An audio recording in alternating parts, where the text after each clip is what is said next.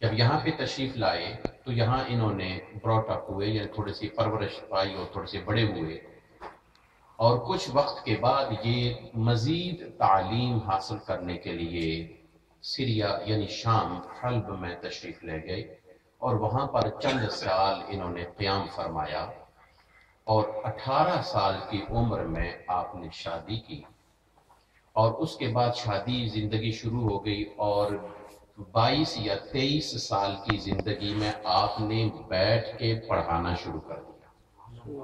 کامل عالم بننے کے بعد بیٹھ کے پڑھانا شروع کر دیا۔ 15 سال تقریباً بیٹھ کے پڑھاتے رہے، اور آپ کے پڑھانے کی شہرت اتنی زیادہ ہو گئی کہ آپ کو علمی دبدبے کی وجہ سے جلال الدین کہا جاتا تھا۔ آپ کے علم کے رعب کی وجہ سے جلال الدین یہ لقب کے طور پر آپ کو دیا گیا، اور روم کے اندر یعنی جتنے بھی یہ علاقہ اور بڑا ملک اور ساری کیفیت تھی، اس میں آپ جیسا کوئی پائے کا عالم تھا نہیں، اس لیے آپ کو مولائے روم کے طور پر، یعنی اہل علم کے اندر روم اور اردا گرد کے جتنے بھی شہر ہیں، ملک ہیں، اس میں علم کا آقا جو ہے، علم رکھنے والا صاحب العلم جو ہے، جو ہمہ جہت گفتگو کرتا ہے حدیث پہ، تفسیر پہ، فقہ پہ، منطق پہ، جو بات آ جائے اسی پہ بولنا شروع کر دیتا ہے، اور مقابل جس کا ثانی کوئی نہیں، وہ مولائے روم ہے، وہ محمد جلال الدین رومی۔ یہ آپ کا نام ہو گیا۔ ایک مرتبہ یہ شاگرد موجود تھے، پڑھا رہے تھے، کتابیں موجود تھیں شاگردوں کے پاس، اور چلتے چلتے شاہ شمس تبریز رحمۃ اللہ علیہ، یہ آپ کے شیخ ہیں، شاہ شمس تبریز رحمۃ اللہ علیہ عرب کے دوسرے ملک میں موجود تھے۔ انہوں نے خدا کی بارگاہ میں دعا کی کہ الہ العالمین مجھے کسی ایسے سے ملا کہ جس کو میں اپنے دل کی بات سمجھا بھی سکوں اور اس سے بات کر بھی سکوں، اور میں کچھ ٹرانسفر بھی کر سکوں۔ مجھے بندہ کوئی ایسا نہیں ملتا، کسی اپنے بندے سے ملا۔ تو القائی کیفیت ہوئی خواب میں، فرمایا کہ کونیا چلے جاؤ۔ شاہ شمس تبریز رحمۃ اللہ علیہ کونیا آ گئے۔ جب کونیا تشریف لائے تو سرائے میں ٹھہرے، اور سرائے میں ایک جگہ خاص ہوتی تھی جہاں علماء کرام بیٹھتے، اور ایک یعنی کسی بات پہ، ٹاپک پہ گفتگو ہو جاتی تھی۔ آپ بھی بیٹھے ہوئے تھے، وہ بھی بیٹھے ہوئے تھے، ملاقاتیں ہونی شروع ہو گئیں، اور ملاقاتیں ہوتے ہوتے ہوتے ایک دوسرے کے ساتھ انس ہونے لگا۔ ایک طرف مولائے روم ہے، امامہ شریف ہے، ایک پاور ہے، علم کا زور ہے، شاگرد ہیں، دوسری طرف ایک درویش بیٹھا ہوا ہے، اور علم کی بات سنتے سنتے سنتے درویش ایک چھوٹا سا چٹکلا بطور کشتے کے وہ چھوڑ دیتا ہے، تو مولائے روم جو ہیں وہ حیران رہ جاتے ہیں۔ اس چھوٹی چھوٹی باتوں پر آپ سے انس ہو گیا، محبت ہو گئی۔ اور ایک مرتبہ آپ اپنے مکتب میں بیٹھے ہوئے، اپنے مدرسہ میں بیٹھے ہوئے پڑھا رہے تھے، کتابیں موجود تھیں، تو آپ شاہ شمس تبریز رحمۃ اللہ علیہ تشریف لے گئے، تو آپ نے ارشاد فرمایا کہ مولائے روم، یہ آپ کے ارد گرد کیا پڑا ہوا ہے، یہ کیا پڑا ہوا ہے؟ انہوں نے کہا یہ کتابیں ہیں اور یہ علم ہے، اور انہی سے میں گفتگو کرتا ہوں۔ تو یہ وہ ہے جس کا تجھے پتہ نہیں۔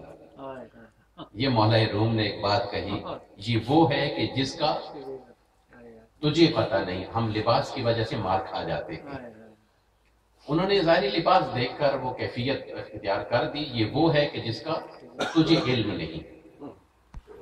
اتنی سی بات کہی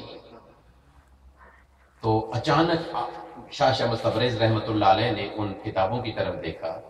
جب کتابوں کی طرف دیکھا تو ان کتابوں کو آگ لگی،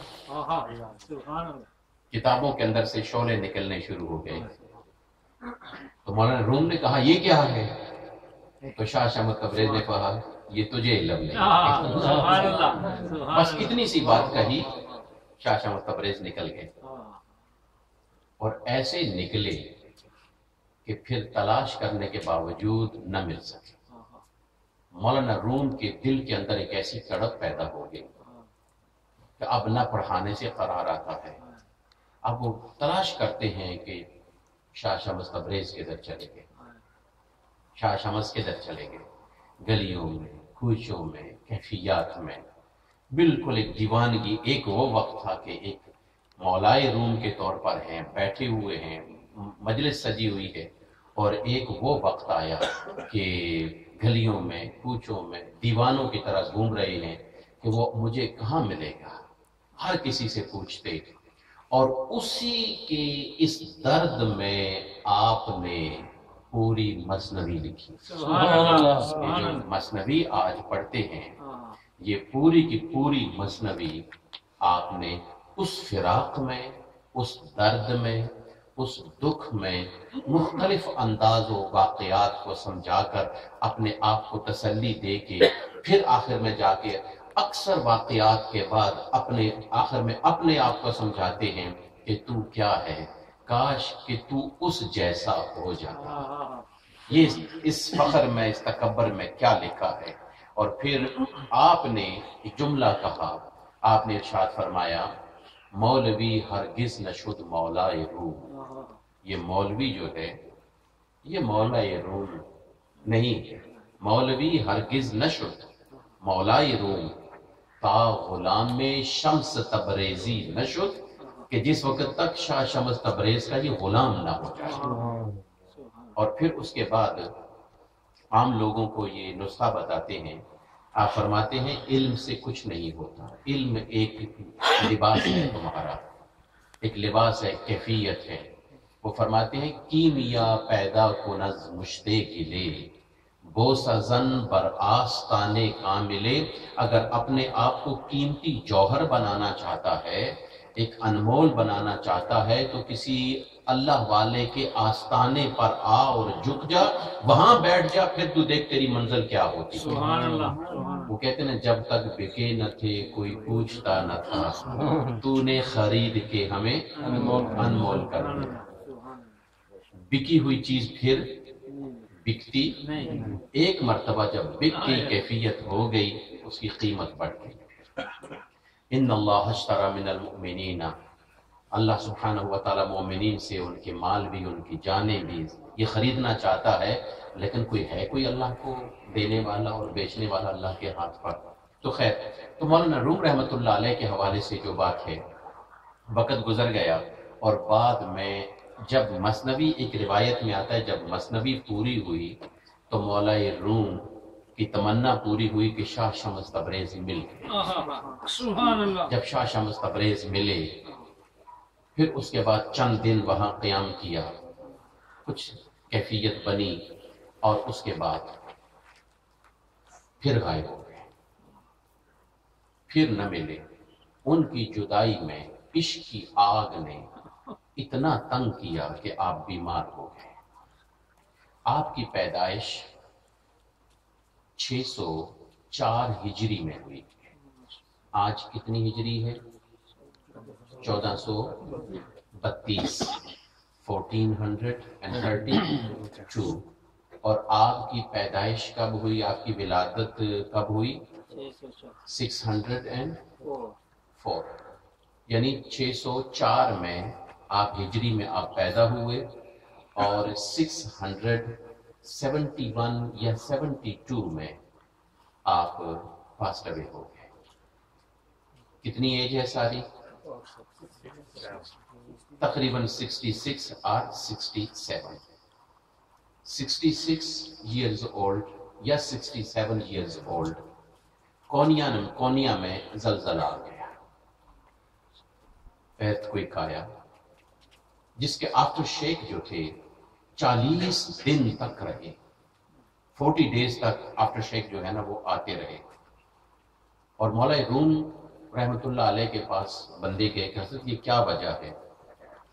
انہوں نے فرمایا زمین خشک ہو گئی ہے، زمین بھوکی ہے، زمین کو ایک تر نوالا چاہیے، یہ آپ کی زبان تھی۔ زمین خشک ہو گئی ہے، زمین بھوکی ہے، زمین اب اس وقت قرار پکڑے گی جب اس کے اندر کوئی تر نوالا جائے گا۔ کسی نے پوچھا حضرت اس سے کیا مراد ہے؟ آپ نے فرمایا یہ وہ گھی والا نوالا نہیں، یہ وہ کسی آئلی یا کوئی چیز کا نوالا نہیں، اسے ایک عشق رسول کا نوالا چاہیے قرار پکڑنے کے لیے، اور وہ ہو سکتا ہے کہ وہ میں ہی ہوں۔ بس 2 دنوں کے بعد آپ کا 5 جمادی الثانی کی شام کو، رات کو، آپ کا یعنی ہفتے والا دن گزار کے اتوار کی جب رات آئی، جیسے کہ اسلامکلی جو ہے وہ مغرب کے بعد اگلا دن کی رات داخل ہو جاتی ہے، جیسے کہ آپ کو پتہ ہے کہ آپ روزہ دوسرے دن رکھتے ہیں، تراویح پہلے دن پڑھتے ہیں، رمضان داخل ہو جاتا ہے، تو آپ کا وصال ہو گیا۔ جب آپ کا وصال ہوا تو آپ